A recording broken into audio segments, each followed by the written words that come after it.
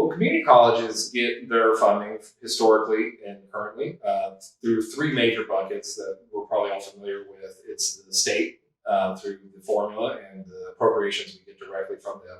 It's the local tax dollars that our colleges assess through ad valorem property taxes. And then it's the family and student contribution, tuition. Now, there's also federal, of course, both in the form of Pell Grants through the student's tuition and also through grants and things like that. But that's a relatively smaller piece when looking at the overall funding buckets of state dollars, local dollars, and tuition dollars. This commission is going to be looking mostly at the state and local piece, but really with emphasis on the state piece. Now, the local piece really varies depending on where you live and what your college profile looks like. It's informed by your taxing district.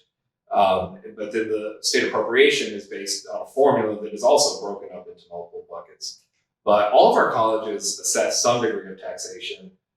Community colleges have been able to be their own taxing entity since the late 20s. The current formula that we live under goes all the way back originally to the early 40s when we were given $50 per full-time student. That eventually evolved into what is now the formula that is mostly enrollment driven. And it's a contact hour formula that has mostly been unchanged since 1973.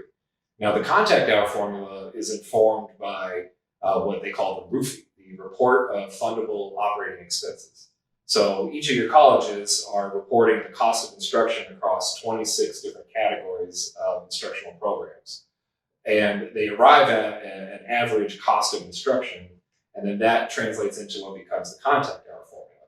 And that way of doing things to create that contact hour formula has existed, as I said, since the early 70s. And also since the early 70s, the question has always existed, is it, quote, fully funded? So the state, through the Report of Fundable Operating Expenses, knows roughly what the cost of instruction is, but whether we've ever actually fully funded that cost of instruction is an open question. And the other question there is the balance between these buckets of funds that I've talked about. If you go back to the early 80s, community colleges received 2/3 of their funding from the state. It was the biggest bucket by far with state appropriations. Over time, that has declined. I believe it was in 2006, we hit equilibrium, where we had 1/3 of our funding from the state, 1/3 from tuition, and 1/3 from property tax. In the time since 2006, they have diverged pretty significantly, with property tax now taking up the lion's share of revenue from the majority of our colleges. On the whole, I want to say it's somewhere around 40%. The tuition bucket has been largely flat, as our colleges really do strive to keep tuition as low as possible. And then unfortunately, the state bucket has declined over those years as well. And so that dynamic really has been, the question exists on whether that's a sustainable dynamic. And I think that's the heart of what the commission is trying to get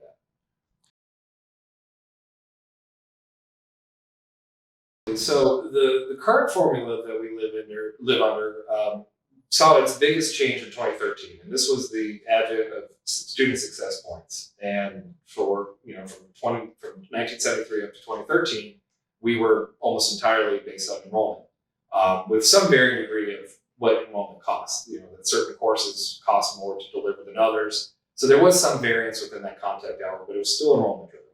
So in 2013, the state adopted outcomes-based funding for colleges, as well as core operation funding. So now the state funding bucket can also be divided into 3 buckets. Every college gets a flat core operations piece.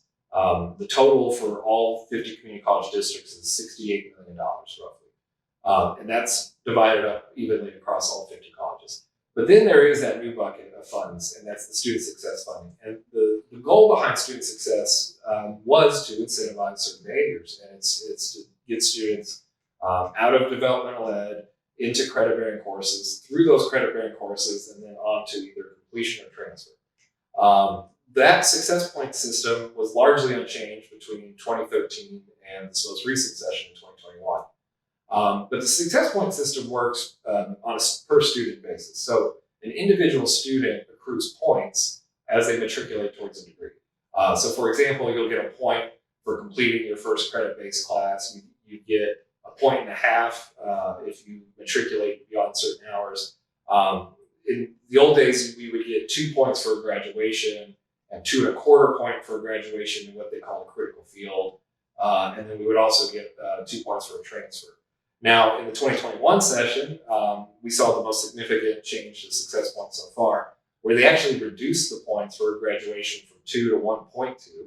They increased a standard or a graduation in a critical field to over 3 points, and then a transfer is now 3 points. So the state has clearly broadcasted that their intent is to incentivize more transfer and to incentivize more graduations or completions in what they call critical fields. The other significant change during 2021 session was the amount of money. So when we first started outcomes-based funding, the agreement was that it would be capped at 10% of instructional costs. But what happened was that led to a rate for success points basically being what we call backed into. So for example, the dollar per point that I described as points the students accrue, the dollar per point rate started out in 2013 at $185 per point. But then they said 10% can only go to outcomes. So in the subsequent biennium, they took the amount of money available for community college instruction and just did a simple 90-10 split. And the 10 that was left for outcomes, they calculated a rate. And what resulted in was the rate declined from 185 down to 172. And the rate was projected to decline even further in the next biennium. But then we, the Texas Association of Community Colleges, advocated for eliminating the 10% cap. Just make it a floating rate, try to stick to 185 per point. The argument being that if outcomes are important, they need to maintain a consistent rate from year to year. So that happened, and what happened in 2019 is we floated up to about 11% outcomes-based funding. And the legislature enjoyed that so much that they came back in 2021 and decided that they were going to shift a pretty significant amount of money out of contact hours and into outcomes-based funding. And so what happened was they took $86.5 million that normally would have gone to contact hours and put that in success point funding. And so the result was we saw the biggest jump in success point dollar per rate ever. So in 2019, the rate had actually tracked up to 202 per point. This year, the new rate will be $253 per point because outcomes-based funding now constitutes 17% of our instructional formula, as opposed to where it had been at roughly about 12% during the 2019 session. So the state is really leaning in stronger on incentivizing behavior through formulas, at least in the community college sector and to a degree the state technical college sector. And so that really is where we stand today, is a point structure that puts more value on transfer, more value on what they call critical fields, and puts more emphasis on success than in years past, but it is still only 17% of the budget.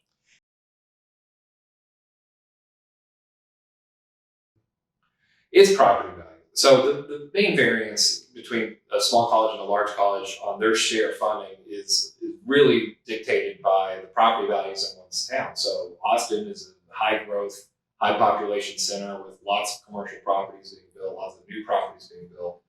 Clarendon has, frankly, less of that. They have less new properties being built, more residential property, less big commercial spaces.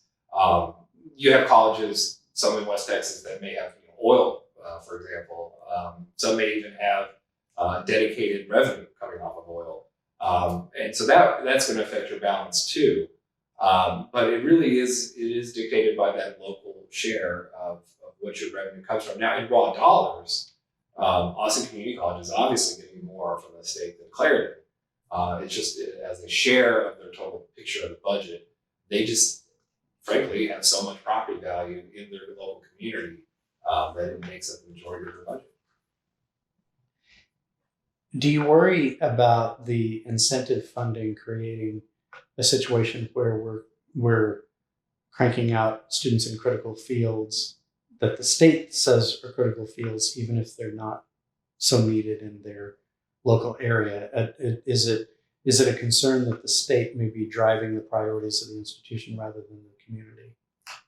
I would say that there is a shortcoming in the critical fields category for success points in that it is stale and it does not necessarily reflect what is truly, quote, critical. And so to remedy that, we actually successfully had a rider added during the last budget cycle for an overhaul of this program. So this will be future forward, so it won't affect the current budget that we're about to start receiving funds for.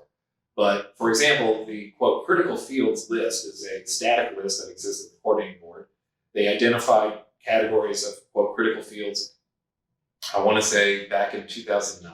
It's been over a decade that they identify these. They can change them through coordinating board rule, but they're not. It's not a dynamic list, and it's definitely a statewide list. It's not regionally specific. And so, by putting a greater emphasis on what is quote critical, we do fear that that is going to disadvantage what are still very valuable, very high demand fields.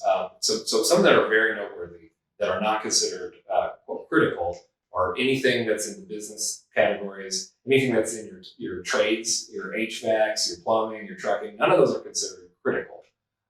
There are valuable things in critical, like pretty much anything that is considered a health science is critical. Your STEM fields are considered critical. So these things are definitely critical, but not every one of those actually is high demand.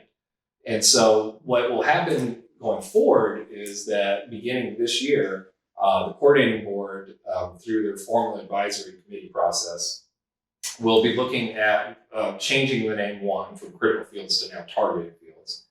And then two, they will be looking at a process that's still to be determined, but a process by which that they can add and remove fields from that list.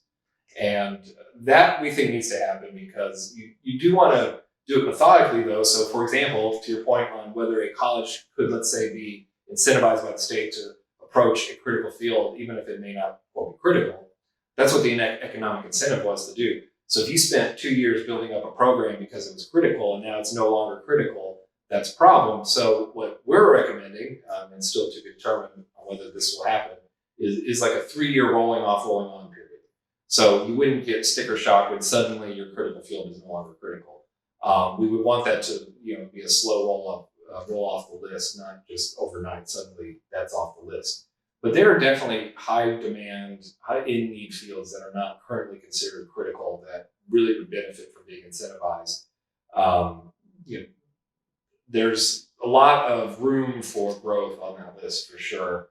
And the things that we're paying for need to actually be in high demand. But another struggle is the regional aspect of it. So internally at TAC and with we stood up last year what we call a metrics task force. We have participation from colleges across the state on this and worked with the coordinating board.